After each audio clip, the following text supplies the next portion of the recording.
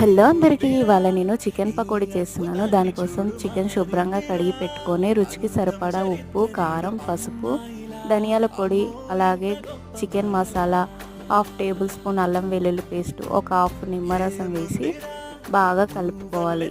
ఇది ఒకసారి కలుపుకున్న తర్వాత 2 రెమ్మలు కరివేపాకు వేసి కలపాలి.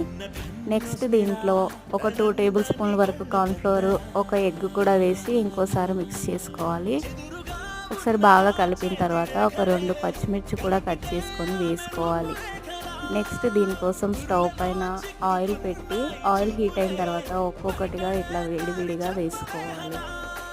ఒక 5 మినిట్స్ తర్వాత మళ్ళీ ఒకసారి కలుపుకుంటే ఇది మీడియం ఫ్లేమ్లో చేసుకోవాలి. అప్పుడే బాగా వస్తుంది చికెన్ పకోడీ. ఇది గోల్డెన్ బ్రౌన్ వచ్చిన తర్వాత తీసి పక్కకు పెట్టుకొని కొద్దిగా కరివేపాకు వేసుకొని ఫ్రై చేసుకుంటే ఎంతో టేస్టీగా ఉండే చికెన్ పకోడీ రెడీ.